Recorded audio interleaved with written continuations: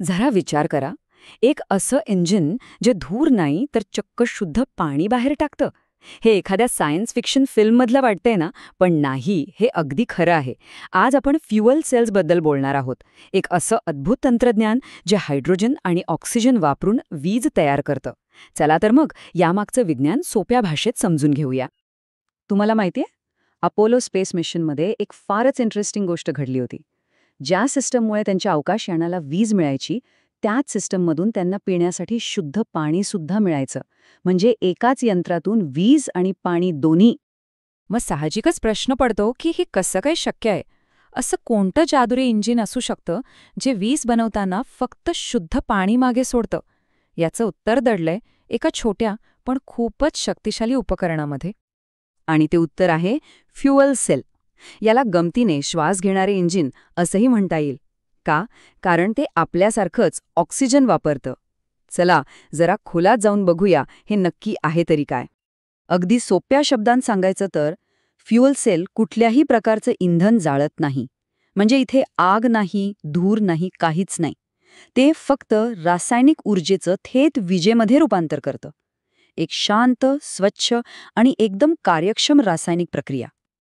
आता याची तुलना आपण बॅटरीशी करू शकतो. बॅटरी एकदा संपली की ती एकतर फेकून द्यावी लागते किंवा पुन्हा चार्ज करावी लागते. पण फ्युअल सेल म्हणजे जणू काही अशी बॅटरी जी कधीच संपत नाही, जोपर्यंत तुम्ही तिला हायड्रोजनचा पुरवठा करत राहता. तर मग ही जादू नक्की घडते तरी कशी? म्हणजे वीज आणि पाणी एकाच वेळी तयार होतात कसे? चला या फ्युअल सेलच्या आतमध्ये काय चालतं तेच बघूया. प्रत्येक फ्युएल सेलमध्ये ना 3 मुख्य भाग असतात. एक असतो ॲनोड, जिथून हायड्रोजन आत येतो.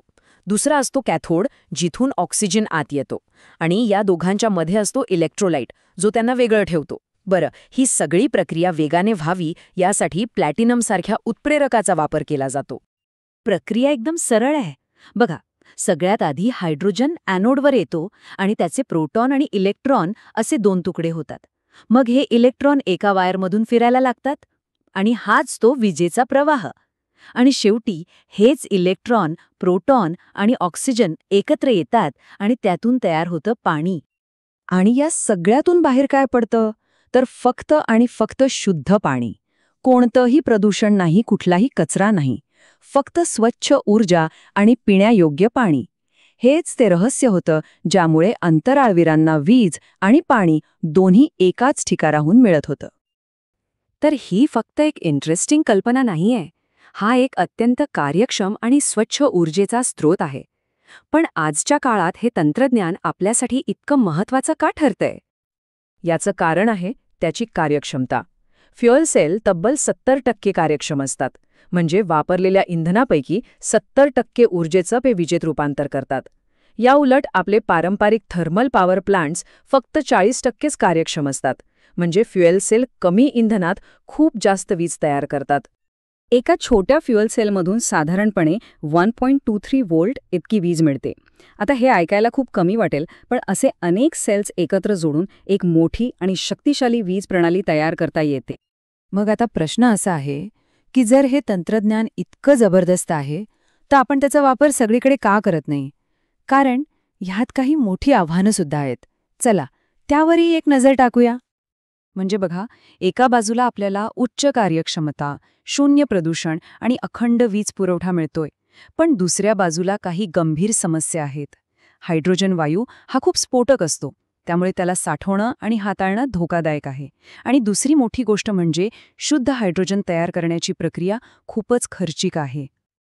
पण या समस्या आहेत म्हणून काही संशोधक गप्प बसलेले नाहीत. ते या तंत्रज्ञानाला अवकाशयानांमधून काढून आपल्या दैनंदिन जीवनात आणण्यासाठी दिवसरात्र काम करत आहेत. भविष्यात हे फ्युअल सेल आपल्याला कुठे कुठे दिसू शकतात? काही प्रायोगिक गाड्यांमध्ये, हॉस्पिटल आणि हॉटेल्ससाठी बॅकअप पॉवर म्हणून, किंवा कदाचित आपले लॅपटॉप आणि मोबाईल चार्ज करण्यासाठी सुद्धा. तर मग ज्या तंत्रज्ञानाने माणसाला चंद्रापर्यंत पोहोचवलं, तेच तंत्रज्ञान आपल्या पृथ्वीवर स्वच्छ ऊर्जेची क्रांती घडवू शकेल का? आव्हानं नक्कीच मोठी आहेत, पण या तंत्रज्ञानाची क्षमताही तितकीच प्रचंड आहे. यावर नक्की विचार करायला हवा.